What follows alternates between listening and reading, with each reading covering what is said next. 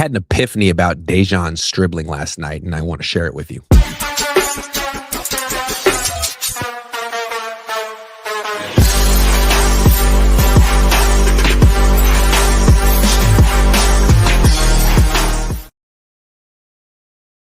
Good morning. Welcome to Quality Control presented by Prize Picks. I'm your host, Grant Cohn. I'm going to be here for about the next hour talking De'Zhaun Stribling, Renardo Green, little Jaylen Carter, little Kyle Juszczyk, a lot of Kyle Juszczyk. And I want to talk Dante Whitner, what he's been talking about with Aldon Smith. I made a video about that yesterday. And Kyle Shanahan. It's late June. No real news going on. If you're wondering if Brandon Ayuk has posted anything online, the answer is yes, but nothing big. It's on his story, which means it's sort of like, a self-destructing message. Oh, he just posted something. Hold on. He's posting something every few minutes. Now he's wearing burgundy clothes, a lot of Adidas, and he's looking at his shoes as he's being photographed because he didn't really see the picture coming. It was kind of a cameo appearance. He has some very nice luggage. I don't know where he's going. He's listening to Lil Baby, Now or Never. He definitely wants us to keep checking his Instagram. I don't know. Maybe he's going to play some football soon, some soccer soon, some actual football. But we're not here to talk about Brent. This is Brandon Ayuk free day. I want to talk about his replacement or one of them, De'Zhaun Stribling. And the question is, first of all, happy Father's Day to everyone. Happy Father's Day. My dad is, we're going to do our show tomorrow. But I've been down on Stribling. My whole thing is like, why would we expect Stribling to do anything this year when Kyle doesn't want to play rookies? And they had a rookie from Ole Miss last year, and he runs a 4.3, and he played well in training camp and preseason last year and got 2 passes all year. Why would we think that Stribling would be any different? I think that's probably the wrong way to look at De'Zhaun Stribling, and it was my way to look at it. So let me re-examine. And I think the most important thing to remember with De'Zhaun Stribling and the 49ers is that when it comes down to it, their team is not a meritocracy. It's not. It's Kyle Shanahan's vision of who the best players are. And maybe his vision matches up with what a meritocracy would bear out, or maybe it doesn't. He's the scout, he's the lead scout, the general manager, and the coach. So if he drafts Jordan Watkins in round 4, at the end of round 4, he doesn't see Jordan Watkins as a starter. And I know there's been some exceptions, right? Like George Kittle and Brock Purdy. But for the most part, if he drafts you late, he's drafting you to be a backup. And if he drafts you early, he's drafting you to be a starter. And the only thing that would change his mind is extreme circumstances, injuries, rookies playing on awful teams like George Kittle did. So with Watkins, I think it was perfectly predictable that he wouldn't play as a rookie, no matter what he did in training camp, because they have Ricky Pearsall and they're invested in Ricky Pearsall. Is Ricky Pearsall better than Jordan Watkins? I don't know. We didn't really get to see Jordan Watkins in a regular season game. In training camp, Watkins was better, but that's his practice. Pearsall, I mean, it doesn't seem like he's ever out there 2 days in a row, but they took him in round 1. And so he's actually, he produces. He's had 400 or 500 yards 2 seasons in a row. Dante Pettis had that on the Niners. Why? Because they took him in round 2. Was he actually worth it? Did he earn those opportunities? Not really. But the head coach picked him, traded up for him, and tried to justify his decisions as a general manager by forcing him in the starting lineup as a head coach. So what does that mean for Stribling? Well, I mean, I think it's pretty clear. One of the nice things about having a head coach who's been here for 10 years is he has so much paper trail and track record. He's drafted 5 wide receivers in the first 2 rounds. Stribling's one of them. The other 4 are Dante Pettis, Deebo Samuel, Brandon Ayuk, and Ricky Pearsall. All of them had at least 400 yards as a rookie. All of them. And Ricky got shot, came back, had 400 yards. Ayuk had more than 700, and he played 12 games. He missed 4. And Deebo had 800 yards receiving. He may have had, more than that when you add in the running. And, Debo, all he had to do was take Dante Pettis' job, which is kind of the position that Stribling's in right now. Only guy really ahead of him, standing in his way of having a lot of starting right now is Ricky. And I think it's interesting with Stribling, they didn't really say why they drafted him or who he's here to replace. And I think early on, maybe he'll be the number 3 receiver if Pearsall's healthy and Evans is healthy. While those two are both healthy, which could, who knows if they'll even be healthy week 1. But while those two are healthy, Stribling's not competing for their jobs because roster politics. Mike Evans is a Hall of Famer. We've heard it 800 times, and he's in a 3-year deal. He's starting. He's not losing his job to De'Zhaun Stribling. And then Ricky Pearsall, he was drafted higher than Stribling, and he's in his 3rd year in the team. They're more invested in him, at least for now. At least for now. So early on, you're going to see Stribling play with the twos, and he's going to be competing with Demarcus Robinson and Christian Kirk for the slot receiver job. And honestly, if Stribling stays healthy and Kirk gets hurt, which he already is, or he was hurt the second week of OTAs, and Robinson gets hurt or misses time, Stribling will win that job. You know why? Because roster politics. Is he necessarily a better slot receiver than Demarcus Robinson? Maybe, maybe not. We'll see. But if Stribling stays healthy, given where they took him, they're going to give him that job. I've been pumping up Demarcus Robinson as the starting slot receiver, but because I think in a meritocracy, he would win the job. I think he would win the job, but I'm not convinced that this team is a meritocracy. So look for Stribling if he stays healthy, which I think that's been one of the things he's been able to do, to take that job as a starting slot guy. But that's not a lot of playing time necessarily because the Niners, they have that all-pro fullback that they just can't take off the field because they give him the ball in so many different ways. He's just such an integral part of their offense. So Stribling, when he's actually going to be a factor is if he takes Ricky's job. And I think you got to remember, sure, Mike Evans is an injury risk as well, but this is the Niners we're talking about. Do the Niners really think of Mike Evans as someone who's going to get hurt? I don't think they do. I think they feel like last year was an aberration. I think they feel like age ain't nothing but a number and that he's the same age as Kittle and that he's going to be fine, right? That's how they think, that Mike Evans is going to be fine. He's a Hall of Famer. He's here, and he's going to have his best years ever. He's never played with a guy like Kyle Shanahan before, and Brock's better than Baker and all this stuff, right? If Devontae can have 14 touchdowns last year, then Mike Evans can have 16 here. He's fine. No, the wide receiver that the Niners have misgivings about is Ricky, not Mike. Ricky is the one who missed 8 games last year, even though he never went on IR. Hurt his knee. Niners didn't put him on IR. Took a long time coming back. Was shooting hoops in the locker room. Not anything wrong with that.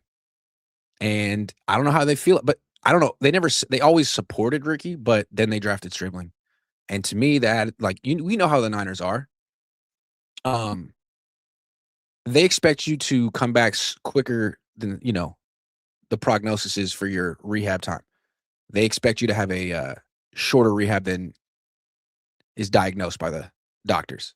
That's what Kittle's trying to do, right? That's what Fred Warner did. That's what the expectation is. And you either accomplish it or you don't, but that's what you're striving for on the San Francisco 49ers.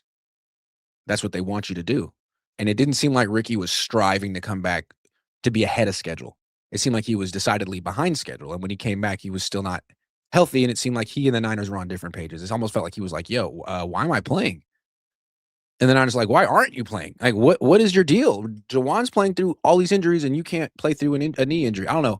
It seems kind of unfair, actually. I was on Ricky's side with that one. He's a PCL injury. Christian McCaffrey didn't play through that. But I'm just trying to think how the Niners think. This is a team that, has heavy roster politics. And he was the golden boy for a minute, Ricky, but then not playing last year. And then they drafted Stribling. I think it's pretty clear the message they're sending Ricky. They're not sending a message to Mike. Mike Evans didn't see the De'Zhaun Stribling pick and think, No, Ricky did. And the message is, hey, man, if you do that again, if you hold yourself out for a long time, longer than our doctors think you should, longer than we think you should, guess what? You're not getting your job back. How's that? No, we didn't trade you. No, we didn't. We could have traded you for Jordan Addison. Could have done that. We didn't do that. Want to give you one more chance, frankly, because trading for Jordan Addison would be more expensive. You'd have to give him an extension in a year, and De'Zhaun Stribling's, cost controlled for a while. So we went the cheaper route. But and that's good for you, Ricky. But if you bang your knee on the grass again and you're out 2 months, Stribling's taking your job and we're not giving it back, and you won't be on this team next year. So how bad do you want to be here? So I would imagine that Stribling, one way or another. I mean, look, and I like Ricky Pearsall.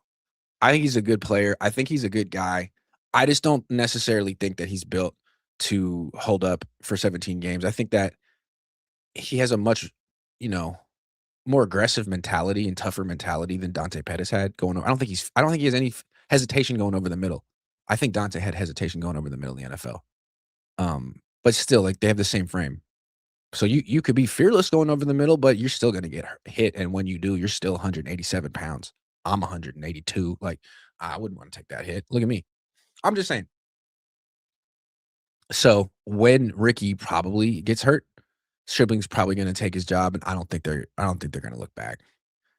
The fact that they drafted Stribling probably means that they're already mentally moved on from Ricky Pearsall, and he would have to really kill it this year to change their mind. He would have to stay healthy the whole year and go for like 1,200 yards, which maybe he will. I just don't think they're confident in that. I think they're much more confident in Mike Evans than Ricky Pearsall, which is too bad. Should be the opposite. Like, Mike Evans should be clearly the number 2 receiver, and Ricky should be coming into his own as the number 1, as the former first round pick. But I don't think that's gonna. And I think the Niners regret taking him in round 1 because they put those expectations on him. Even though he was like a late first round pick, they had a second round grade on him. They take him in round 1. Everyone expects him to be the number 1 wide receiver on the team. He doesn't really have the body type for that. So they traded out of round 1 to take Stribling. Now he doesn't have those kind of expectations, but I don't know if he'll ever be the number 1 receiver on the team. The thing with Stribling that's interesting to me is, like, I think he has the profile to be a solid number 2, considering he is fast, so he can do the clear out routes. He's a good blocker. Like, he can be good without the ball in his hands. Um, and he produced in college. He never had like 1,000-yard season, but and that's alarming. So that's why I don't think he's going to be a number 1 receiver in the league. Like, Ayuk went crazy at Arizona State. De'Zhaun Stribling never went crazy anywhere, and he played on 3 different schools. And what's interesting about him is he had the same production everywhere he went, essentially. 3 different Washington State, Oklahoma State, Ole Miss. If he's healthy in college, he was giving you about 50 catches and about 5 or 6 touchdowns, which is fine. You know what I mean? Like, it's number 2 receiver type of stuff. So to me, the Niners drafted a number 2 guy, who's gonna give you about 50 catches. He's gonna be very consistent. He's almost 24. He's played at a bunch of different places. He's a pro already, essentially. He's not gonna. I mean, Jennings never gave you 1,000 yards, but he's gonna be a good number 2 receiver who won't demand the ball and will do a lot without the ball, as opposed to, Brandon Ayuk hated doing that stuff, and Debo didn't do that stuff.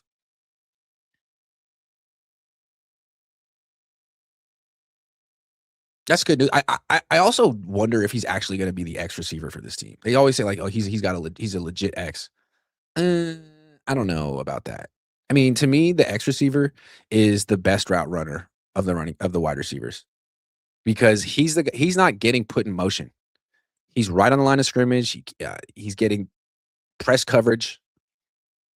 The Z is a guy who gets that little buffer and then can go in motion, can go behind the offensive line, can go in the backfield. There's all these little tricks and ways that Kyle Shanahan can give the Z receiver a free release and get him open. Like, Debo Samuel couldn't beat press or run routes, and he was a starting Z, and he would get open and produce and get yards after the catch because Kyle could move him around. Ayuk was a real route runner, so he played X. I don't think that Stribling is gonna be the kinda guy who could start at X and win against the best corners in the league. I don't think he has that kind of body, that type of, athletic profile, that type of quickness, the type of route tree. I think if at Z, he could be, Kyle could get him open. I think he's a better route runner than Debo Samuel ever was. Um, he could be similar to Debo at Z, in the sense where You get him a little bit of space, get the ball in his hands. He's got speed. He could run in a straight line for some big gains. It was like Debo wasn't, shifty. He just ran over people. I don't know if Stripling's gonna run over people, but he can run, by them. So I feel like he'll get a little run as the slot receiver to start the season. But as soon as Ricky goes down, he's gonna take that job.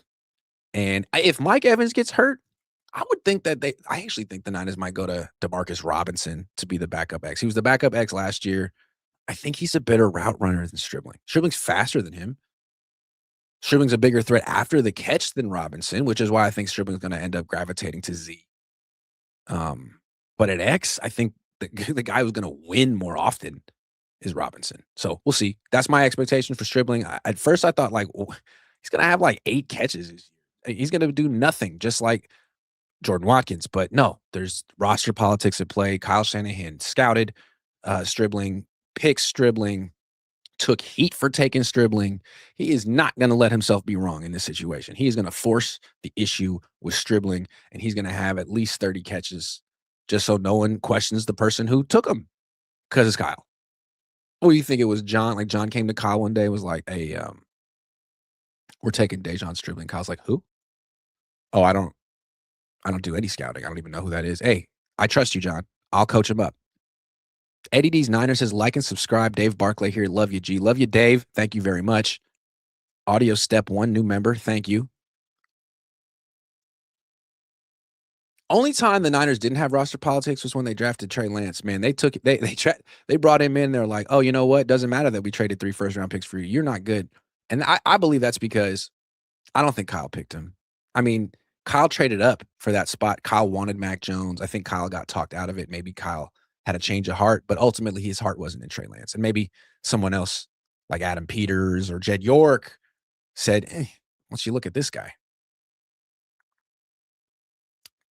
Not to take the blame away from Kyle because he deserves that. And if they had drafted Mac Jones with 3 first-round picks, that would have been ridiculous too. M. McCann 78 says Kyle should troll BA by taking the click to Cabo before camp and posting pics of Stribling with the Cabo click. Boom, game, set, match. Yeah, again, that's really funny. Can the Niners stop trolling Ayuk though? Can someone be the adult in the room at some point? I would really like to see the Niners be the adult in the room with the Ayuk situation. I know a lot of people like watching them be petty and say screw Ayuk and this is great, but I think they're projecting their feelings onto Brandon Ayuk and the 49ers. Like, that's great that the Niners are doing what you would do, but maybe they should do what like a professional grown-up organization would do and be done with this. It doesn't help them. What I think is interesting is if the Niners want to make a trade for like a big splashy trade for a difference maker, the way the Rams did, they want to trade for Max Crosby or maybe Jaylen Carter. Obviously they trade a first round pick and second round pick, but who is the player on their team who would have value in a trade? Who would teams want? I don't think it would be a vet, someone expensive, someone on a second contract. I would think it would be, someone on a rookie contract. So someone they've taken in the first round, well, that's only Ricky Pearsall and Michael Williams. I don't think those guys would be the answer. Michael Williams is young, and he was definitely a good run defender on first and second down. He's got a little positional versatility, but he's coming off a torn ACL, and he's not a pass rusher, at least yet. So I don't think he's worth that much.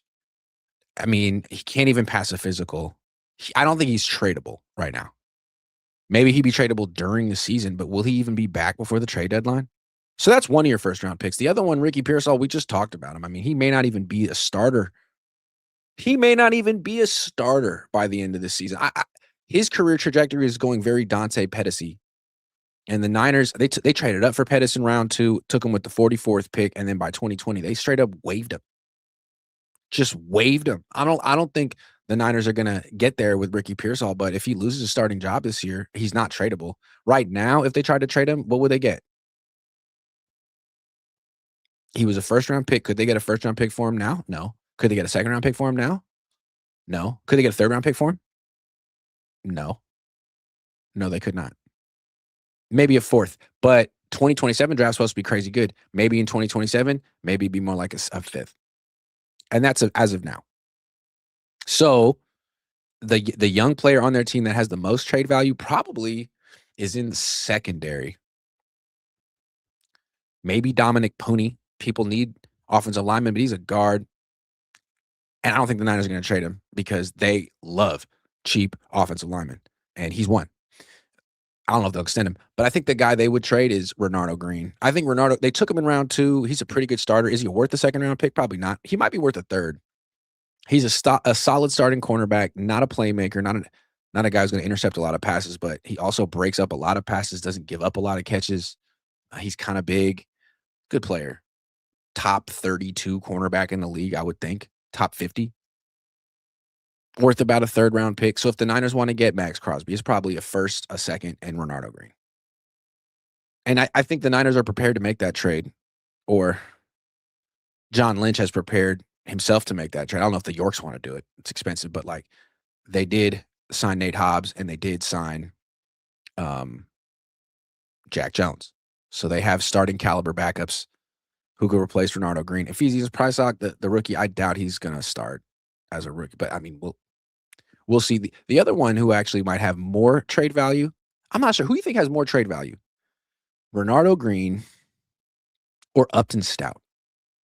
Upton Stout, a little younger, definitely shorter, doesn't have the versatility to play on the outside, but might end up being better at his position than Renardo Green is at outside corner.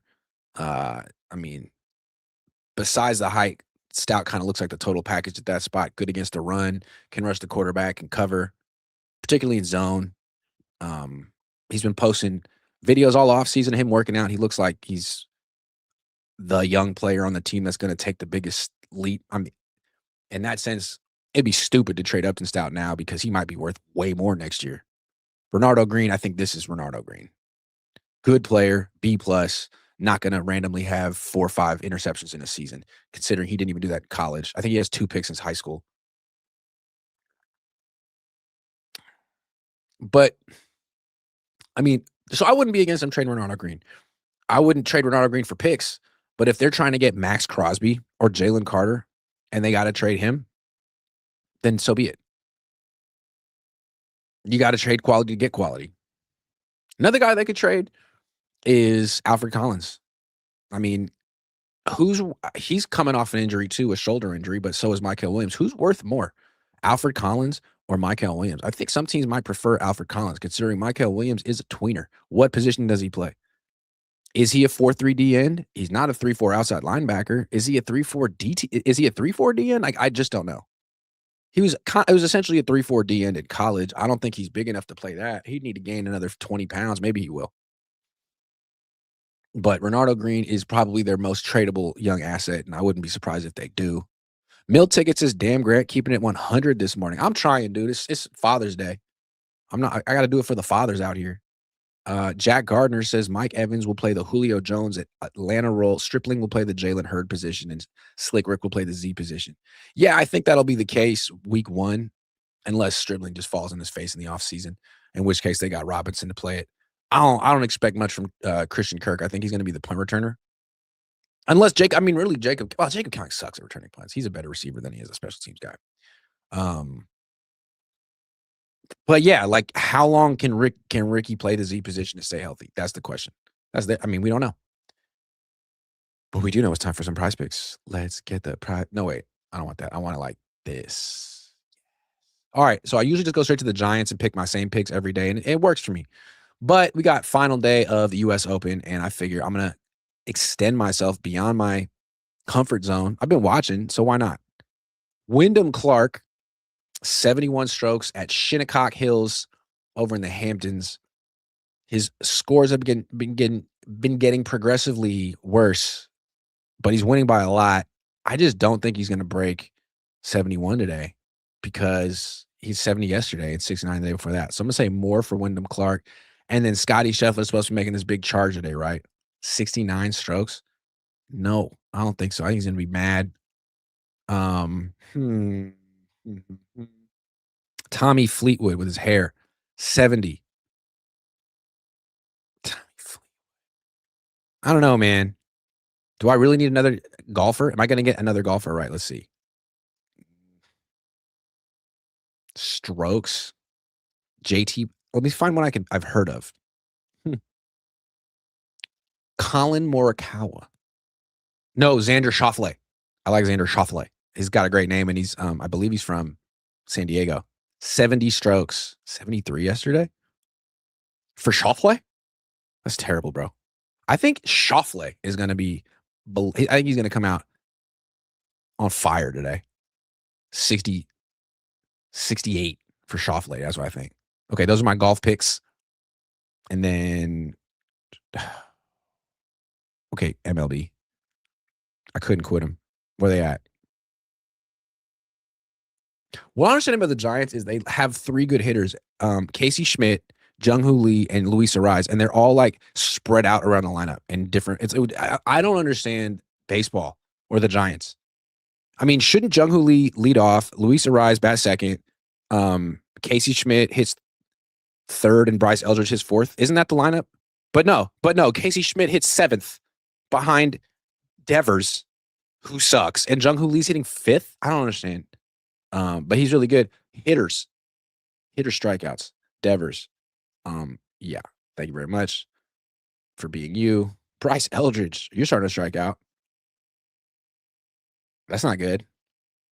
I'm gonna stay away from you. I'm monitoring you though. You might be on my list. Casey Schmidt, are you a strikeout guy? Every other day. Not really. It's not what I'm looking for. I'm looking for you. Yeah. That is consistency. That is something that's prize picks right there. And then hits. Arise. No, Jung-Hoo. Whew. He's killing it. But Arise is also good. I'm going to go Jung-Hoo. There we go. 6 players. We got 3 golfers and 3 Giants. That's a flex. I'm going to put $35 down because I'm lacking confidence today. And I'm submitting. Flexing, submitting. Go to app.prizepicks.com or download the PrizePicks app. Use promo code HMA. Play $5. Get 50 instantly in lineups when you get that promo code HMA. I saw this one going around. The Niners, will they trade for Jaylen Carter? The Titans just reset the defensive tackle market, giving Jeffrey Simmons an extension. Thank you very much, Robert Saleh.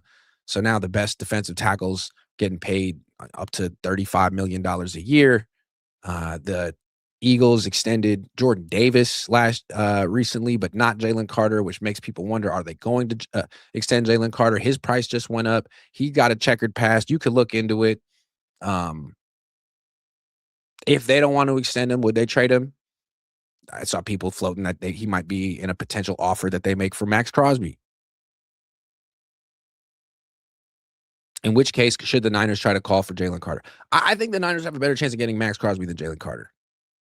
Because again, I think if the Eagles trade Jaylen Carter, it's for Max Crosby, who's better than Jaylen Carter and older than Jaylen Carter and plays a slightly different position.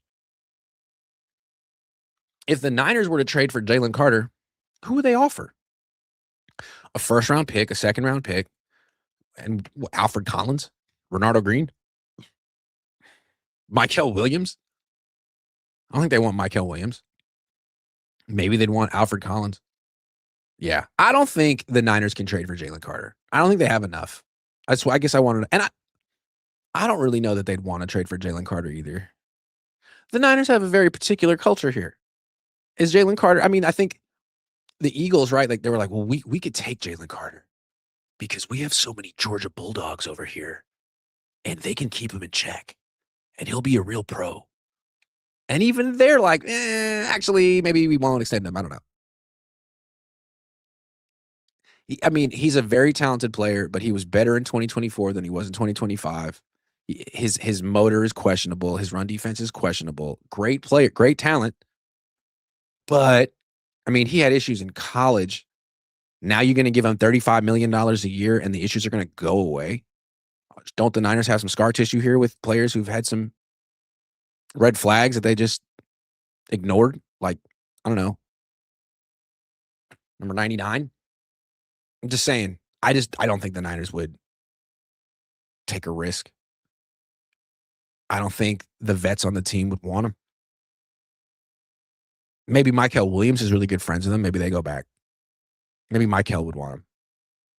But I couldn't see George Kittle getting super excited about bringing in Jaylen Carter. I couldn't see John Lynch or Kyle Shanahan being super excited about bringing in Jaylen Carter. I mean, frankly, I'd feel a little weird about it.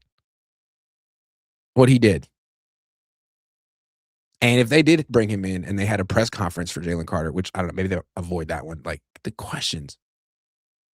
Maybe you can maybe you can let that stuff flies in Philly because I don't know. I don't live in Philly, but in the Bay Area, people are up in arms about the hats that the Giants wear. You think they're going to be excited about Jaylen Carter coming here? I don't know.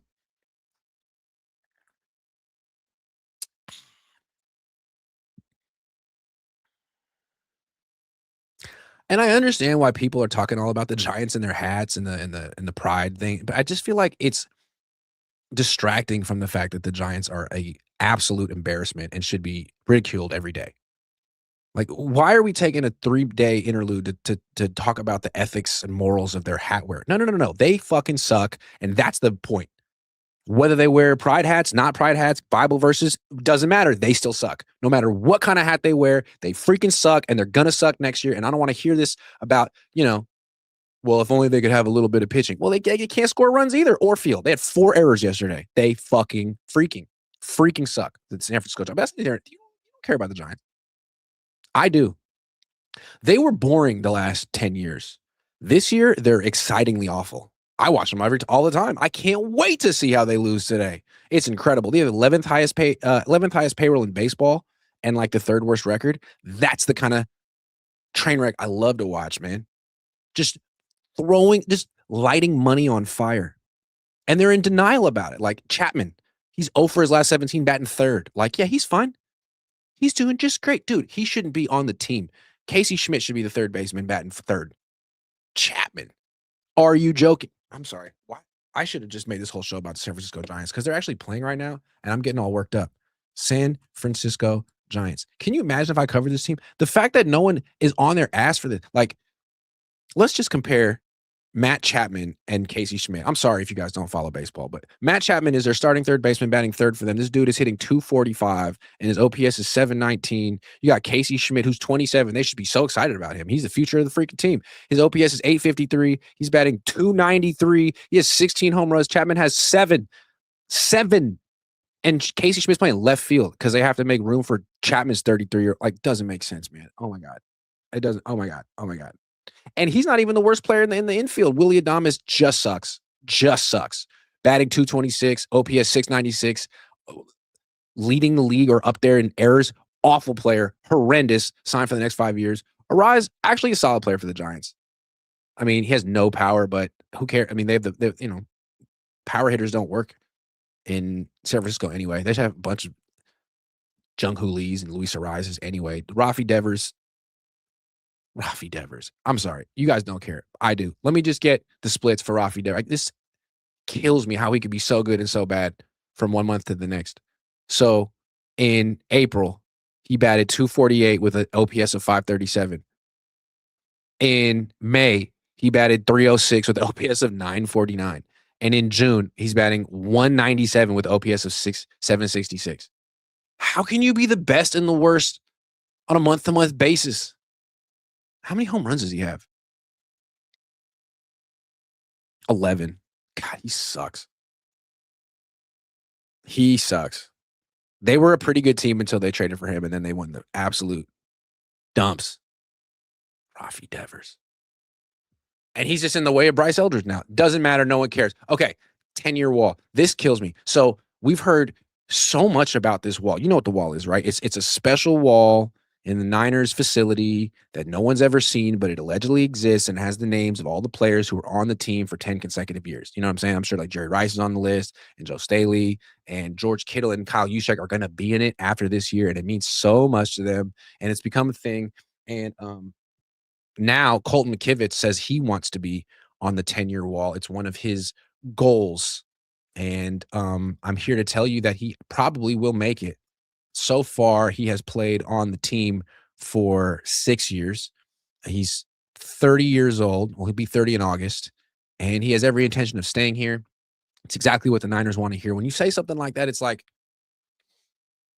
he took less money to be here. He didn't want to hit free agency. He didn't want to hold out. As he's saying is, I love Kyle Shanahan. I love Jed York. I love John Lynch. I love Parag Marate. I love, Chipino. I love San Francisco. I love everything about this place. It's just a blessing and an honor to be here. And, if we win a Super Bowl, if we don't win a Super Bowl, like, I don't really have those aspirations. I just want to be in a family, on a team, the same team for a long time. And don't let me go. I will play for less than market value. And that's what the Niners want to hear, man. Then that's why he's going to make it. And what I want to say is, look, I like Colton McKivitz, smart dude, solid player. Nothing against Colton. This is not me bagging on Colton. I just don't want to ever hear about the tenure wall ever again. Who cares about some list of players who were on the team a long time? Who cares? What side quest is that? Why? Colin Cowherd the other day said the Niners are too nostalgic about players. This is what I'm talking about. 10 years on the same team. Why did you have players? If Roger Craig wasn't on the Niners for 10 years in a row, why is Juszczyk? Why, if Rathman wasn't, why is the fact that Juszczyk's going to be on the list kind of invalidates it. Does it mean that you were some great player, or does it mean that you just got along with the organization? I mean, no offense, but if Colton McKivitz is on the list and Trent Williams isn't, I don't know. I think it's emblematic of their over nostalgia. I think they should take it down. It's not about how many players they can get to stay on the team for as long as possible. It's about winning a Super Bowl. If that means making some tough decisions and getting rid of George Kittle after 9 years, so be it. It's not like, well, he's so close to making this list. Got to keep him one more year. We could play someone other than Juszczyk this year. We could get Tonjes out there and start Tonjes and Kittle at the same time. But, Juszczyk's 1 year away from being on the 10-year list. So let's keep him one more. I don't know. It seems to me like Super Bowls are won based on brutal decisions, not like, feel good stuff like this. And if people do make it to the 10-year, like, what are we celebrating? Are you a Hall of Famer? Are you a Super Bowl champion? No. You just stayed here a long time? Okay, cool. I've been at SI since I was at the Press Democrat for 10 years. Did anyone throw me a freak? Did put me on a list? Or should I have gotten a better job? Should I have left? Maybe Colton should aim higher. I don't know. I just think it's emblematic of the nostalgia that the Seahawks don't have. Do the Seahawks have a 10-year wall? I don't know. No one talks about it. Do the Rams have a 10-year wall? Who cares? Who cares? The Niners do, though. And Juszczyk's going to be on it. And maybe McKivitz. Cool. You know what they should do if you're on the team for 10 years in a row? Ice cream party. No list, but ice cream social. And you can have, they could be on the table. There could be strawberry, chocolate, vanilla. You could even have Rocky Road, and you could have a various assortment of toppings. You could have sprinkles. You could have walnuts. You could have caramel, fudge. It could be so much fun, man. And you could play all the hits, all the top 40 hits, and there could be some dancing. You know what I mean? You could play some charades. It could be a great time. Ice cream social. But why does this list have to live on in perpetuity? In perpetuity. What I like about an ice cream social is it starts and it ends. Now, it's a lot of calories. But I think if you've been on the team 10 years, you deserve it, man. You get vanilla ice cream with fudge on top and some almonds, shaved almonds. I think that's a nice time. Maybe some soft serve, Maybe a pizza party. People like pizza. 10-year wall. No, pizza party. You get some tickets to the Niner game on SeatGeek. I am so excited to see the Giants. Not because they're good, mostly because I want to get outside the house and they have a nice stadium, which is why I want to give the sponsor of today's video, SeatGeek, a huge shout out. With over 35 million downloads, SeatGeek is the #1 rated ticketing app. There are more than 70,000 events listed on SeatGeek, including concerts, sports, festivals, and more. I love using SeatGeek Let me show you how it works. SeatGeek has your back. Each ticket is rated on a scale of 1 to 10, so you know you're getting a good deal. So look for the green dots. Green means good, red means bad. Plus, every ticket is backed by their buyer guarantee. So how about this seat right here? This is green. Green means good. $59. Right next to third base. I like it. 2 tickets, September 21st, Oracle Park. Let's get it. And of course, I have a code for you guys. You can use code Cohn10 for 10% off your next set of tickets at SeatGeek. That's 10% off any tickets with promo code Cohn10. Make sure you click the link in the description to download the app and have the code automatically added to your account so you can use it later. Thank you, SeatGeek. So excited to go to that Giants game. They'll probably take a 3-0 lead and then lose 6-3. Gonna be great. Yeah. Anyway, I saw this yesterday and it was good rage bait for me. I feel like I'm a rage baiter, or I can be, at least on Twitter, but then some people rage bait me. And I gotta be like, game recognized game. You know what I'm saying? So a prominent Bay Area journalist whose name I won't mention, rage baited the hell out of me yesterday and like did this whole thing about how, Kyle Shanahan is as good as it gets, and there aren't really many coaches better than him. And how could the Niners possibly have it any better? And the conversation of like moving on from him only exists on YouTube and Instagram and TikTok and not in the real world. And I felt so personally attacked. So I just want to put Kyle Shanahan, like the discussion, in a different context. And I think it's helpful to look at other coaches with different last names and compare him to Kyle. I don't think you can say it's as good as it gets.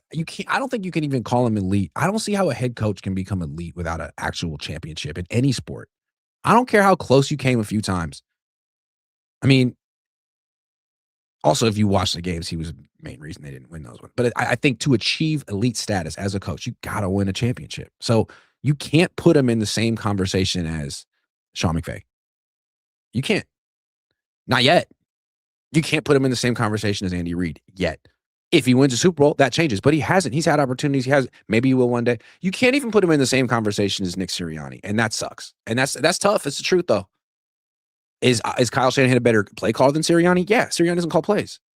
But if you give both guys a super team, I'm more confident that Sirianni can win a Super Bowl than Kyle, because Kyle can and has gotten in the way. So who is a fair comparison for Kyle Shanahan?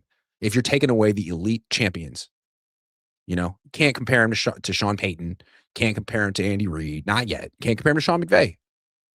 I think Zach Taylor's an interesting comparison. Kyle's better than Zach Taylor.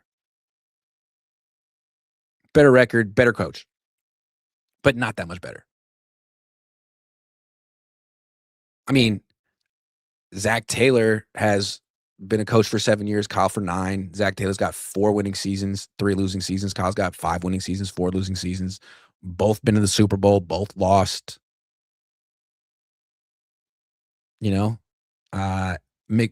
Zach Taylor actually beat the Chiefs in the playoffs. Kyle's never done that. Never beaten Andy Reid and Patrick Mahomes. I think they're 0-5. 0-5 against them, I believe. 0-5. Taylor beat him. And you can say, well, Taylor has Joe Burrow. Oh, wait a second. Doesn't Kyle have Brock Purdy? Don't Niner fans think Brock Purdy's better than Joe Burrow? Isn't Brock Purdy the most efficient quarterback in the history of the world? Look, I think Joe Burrow's better than Brock Purdy. I think Kyle Shanahan's better than Zach Taylor, but not that much. And what the point of this comparison is, can you imagine if a journalist in Cincinnati went on a podcast and said, look, I understand going in year 8 with Zach Taylor, no Super Bowl. Fans are getting a little frustrated. I'm here to tell you that, shut up. This is as good as it gets. It doesn't get any better than Zach Taylor, okay? And appreciate what Zach brings to the table. Because if Zach's here and Joe Burrow's healthy, you're going to have a playoff team, most likely. So he's been to a Super Bowl. He's 5-2 in the playoffs. Marvin Lewis never won a playoff game. He was there for 10 years. So you know what? Stop being such a child. Stop being so instant gratification. Like, grow up. Zach Taylor's here to say that would sound ridiculous, right? No one would ever say that about Zach Taylor. But what if his name was Zach Shanahan? What if he was Kyle's little brother and he had the same exact record? He looked the same. Everything was the same, but his last name was Shanahan and he was Kyle's little brother. Wouldn't people be talking about Zach Taylor like he was really special? Wouldn't they be making excuses for him? Well, I mean, he didn't have Mac Jones. He had Joe Flacco. Jake Browning sucked. The Bengals, that organization, and we all know about them. But look, they were nothing before Zach Taylor got there. Look at them now. Zach Taylor really brought them into the modern. Zach Shanahan, excuse me, if his name was Zach Shanahan. And I think we've seen organizations. Bengals have been like this for a while, where they achieve a level of respectability, and they're not going to get over the hump, but they're addicted to the respectability because in the past, I think the Bengals are such a perfect comparison for the Niners. If the Bengals can just get to double-digit wins and like a possible playoff team, they will hold on to that setup forever because they know they're incompetent and that it can get really bad in Cincinnati. So if it's okay, if it's a little bit above average, they love that. They want to maintain competitiveness. They want to play as much meaningful football in Cincinnati as they can because they know they've had years where they didn't. Long stretches. That's the Niners. They're still scarred by the Jim Tom Sula, Chip Kelly years. So being in the mix is exactly what they want. But I think Niner fans look at Zach Taylor and the Bengals like, man, you're just spinning your wheels over there. You're not going anywhere. Zach Taylor isn't good enough. He's not. There's so many coaches who are better than him. Younger coaches. Ben Johnson's better than him. Mike McDonald's better than him. He's just another Sean McVay derivative who isn't quite good enough. That's how we look at the Bengals, right? Waste of time. Yeah, they might win 9, 10, 11 games. They're not going to win the Super Bowl. They're wasting their time. They need a new coach. He's just another Sean McVay derivative. But we don't look at Kyle that way, right? Because he's a little bit older than McVay. But really, of all the coaches running the McVay Shanahan system, only one head coach has won a Super Bowl. It's McVay. Kyle has more in common with all the other derivatives than with McVay, even though he's older than McVay. He's just another guy running the system who hasn't won a Super Bowl like Zach Taylor. Got there, though. I think I'd be like, dude, yes, you've maintained a level of consistency, but do you hold on to that forever? We're going on year 10, man. Does he get another 5, another 10 just because he can go to the playoffs?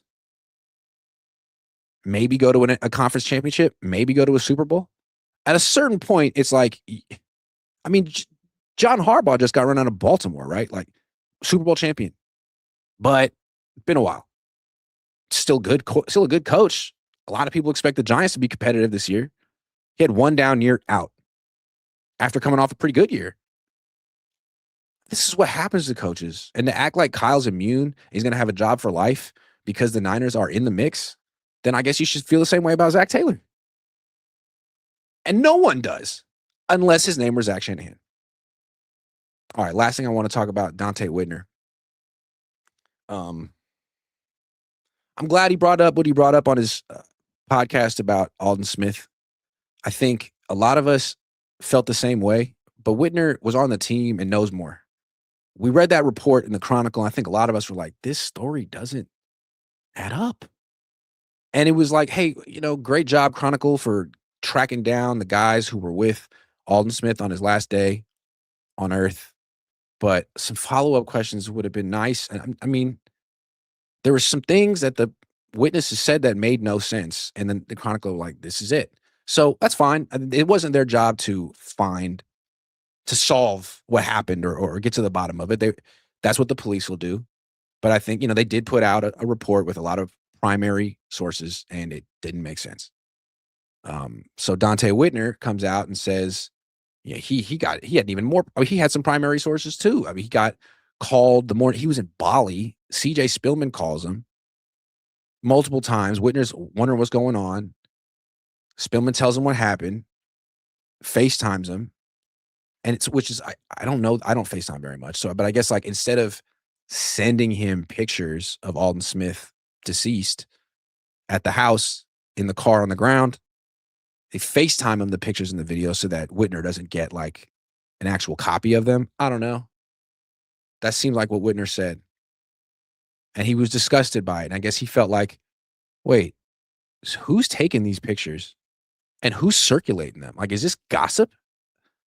A human being just died.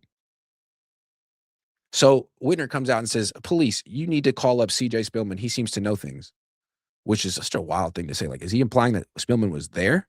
Or were people circulating the pictures? Spillman got some and sent them to or showed them to Whitner. I don't know, but it does seem like this is not good for the Niners. It looks like I mean, are they associated with this guy in some way? It seems like the person who was with Aldon Smith, Amir Shirazi, man, he's almost 50. He's a South Bay guy. He owns businesses down there. It seems like he knows a bunch of Niners. Why? Do the Niners know him? Like, is he on their radar? Have they known about him? Is he friends with a bunch? Maybe he's a great guy. I don't know. I doubt he tried to. I don't know. I don't know what happened, man. Maybe he's a great guy. But maybe someone's culpable. I feel like that's what Whitner's saying. Like, maybe someone's culpable in the passing of Aldon Smith. He didn't say who. He didn't mention anyone's name except other than CJ Spillman, who I don't even know was there. But I kind of feel this. I guess maybe I just watched too many crime dramas. But as soon as I heard that weird story, I was thinking, man, someone's culpable for this. Someone can get in trouble for this. I know the official report or the preliminary report was that, he just may have died of natural causes. Yeah, maybe. But if the toxicology report comes back and it shows that there was all kind of stuff in his system, then they're going to find out who provided the stuff because it doesn't seem like Aldon Smith had money. He was in prison and then he was in Texas working door to door selling roofing. Then he came back to the Bay. Was he working? Did he have a place to stay? Was he staying with Shirazi? Was he homeless? So if he has all this stuff in his system, where'd he get it? Who supply? I mean, there's probably a text messages that show, who supplied it, who got it, who sold it. All those people could get in a lot of trouble if the toxicology report comes back. So that's the way. I mean, I would look at the Matthew Perry situation, right? Matthew Perry from Friends, he OD'd. I'm not saying Alden OD'd. We don't know, but if he did, I mean, my Matthew Perry did, and then a bunch of people went to jail who were associated with it. So I don't know. Kind of scary, and it makes you wonder, like, could Alden have been saved? Like, what really happened that day? How come Anthony Dixon got there before the EMTs? Did he get there before the EMTs? Was he at the house the whole time? How come they didn't say that? How come it took the EMT so long to get there? You know what I mean? Like, all these questions are questions that Whitner's raising, and I would imagine the police are going to get to the bottom of, because Alden is a local legend, a urban legend, a cult figure. I mean, in Dallas, in Seattle, I don't know, but out here, like, it's a big deal. It should be a big deal if it happened to any human being, but you know how human nature works. This guy is a celebrity out here, and his passing affected a lot of people, and I think they're going to get to the bottom of it. Whitner was so upset. I respect it.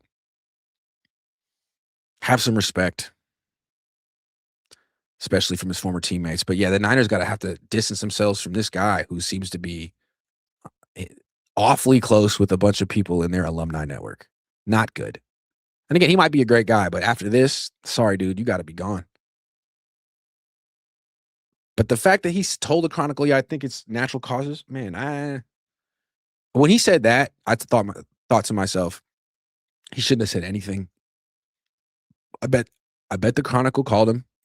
I bet the Chronicle has great reporters, investigative reporters. They found him, got his number. I mean, he's once they got his name, he's all over the internet. I'm sure it wasn't hard to find his number. He answers the phone and gives them a whole story. Man, probably should have just said no comment, talk to my lawyers, because that story was wild. And it's tough to sustain your disbelief. Some strain. Driving home to turn on lights at noon. What? That didn't make sense. And then saying I wasn't there when he died, but pretty sure he died of natural causes. What? That doesn't make any sense. So I don't know. It's sad. Aldon Smith shouldn't have died at 36. And I'm not saying like I mean, Aldon Smith made a lot of bad choices, and it's possible he put himself in a bad situation, and we're all responsible for ourselves. But still, you'd hate to think that this person who was clearly, at risk to himself would be, and that there would be a bunch of enablers around him who know better. You'd hate to think that. I think that was sort of Dante Whitner's rage. Like, come on, guys. How did no one give a shit? How did people just allow all this to, how did people let Aldon Smith be in the situation? Like, he's a risk to himself. Dante even showed that he was texting him a few months ago, asking him how he is, which I appreciate. And I guess his point was like, oh, no one really cares about Aldon, but you want to kick it with him or like gossip about him after he dies. That's fucked up. Completely agree. So it's going to be interesting to see. This case is very interesting and it's not going away. And yeah, I'm very interested to see what happens. I've been kind of obsessed about it since it's happened. I got a DM. I didn't report it because this is life and death. I immediately went to the Niners PR staff, tell them what I heard, so they contact the family. But I've just been obsessed because I don't feel like we don't know what happened. All we know is one person's account, and I don't think he's necessarily someone you can bank on for a lot of reasons. So we're going to find out what happened. We'll see. My DMs are always open. Appreciate Dante for saying what he said. Yeah. Thank you very much for watching. 10-10 on the West Coast. It's Father's Day. Go do something nice for your dad. I'm about to. Take care.